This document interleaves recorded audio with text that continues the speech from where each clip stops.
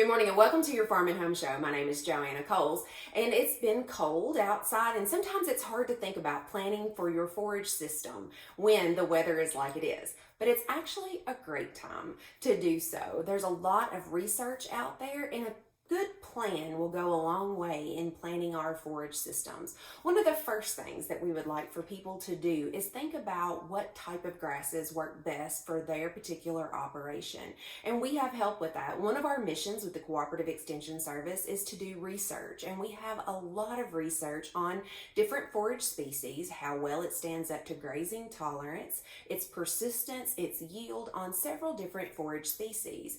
That includes alfalfa, timothy, orchard grass, several cool season grasses, annual grasses, clovers. We have all of that information each year, but we also have a 15-year summary where you're comparing yield, persistence on all those different varieties, which is very helpful, and I would encourage you to grab a copy. You can go online and just type into your favorite search engine the Kentucky Forage Variety Trials, and that should pop up for all those different forage species. Once you get that figured out, some of these are newer varieties, and so if you choose one of those, it's probably good to talk to your retailer to see if you can get that particular forage species variety and go ahead and get that ordered, or make sure that you can get that when you're ready to go ahead and seed or renovate your pastures or hay fields.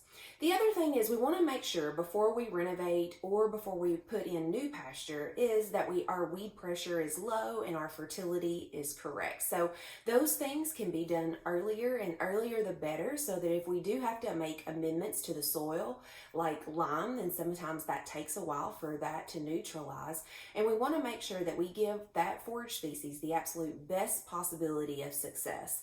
And to do that is making sure that our soil fertility is correct. With fertilizer prices being higher this year, we really need to take a look at if we need to add legumes to our system. It might be a great time. And February is a great time to do that. With freezing and thawing, we can add some broadcast, some clover seed, and add some legumes that will help us with that nitrogen fixing. But we still need to make sure that our soil fertility is adequate to be able to grow. I've had a lot of people call and say, what is the minimum amount of fertilizer that I can put on my hay fields? If you get a soil test, we'll be able to help you determine exactly that for your particular field. It's $7 per sample, but in a year where fertilizer can be a difficult expense, it's certainly worth getting to know what your soil fertility is to make sure that you have the maximum yield that you can afford on those hay and pasture fields.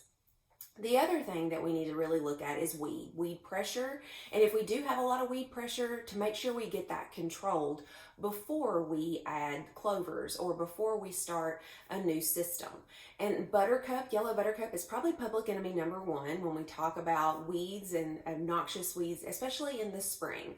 One of the things is we have those out there now. The temperatures are too cold to be able to spray those to get rid of them. But as soon as we warm up, usually in March, we have some consecutive days of warm weather where we might be able to spray some herbicide to take care of yellow buttercup. The earlier, the better. A lot of times people will call in May, and when they see the yellow flower, that's when we think of that particular weed. However, it's already set a lot of seeds, and it's difficult to control because it's already mature, it's already set its seed for you to have a new crop next year. So we want to make sure that we can get as many of those type weeds controlled before we spend a lot of money on seed, getting our pastures renovated. Now, sometimes you need something down, you need some type of rescue pasture on there just to kind of hold the ground together, and completely understand that. But it's still important to think about that plan and how you're going to do that the most efficiently and the most economically to still make sure that you have enough feed, forage for your animals. So if you have any questions or want help developing a forage plan, you can contact your local extension office, and we'll be happy to do that. So we're fortunate to be hosting the Kentucky Alfalfa Conference February 24th right here in Bowling Green at the Warren County Extension Office. This will be a great time to visit with forage specialists, to ask questions, and also listen to leading experts about forages, not only alfalfa, but all forages that we utilize in our Kentucky systems. So make sure to get signed up for that today. If you have any questions, make sure to contact your local extension office, and we appreciate you watching your Farm and Home Show. Have a great day.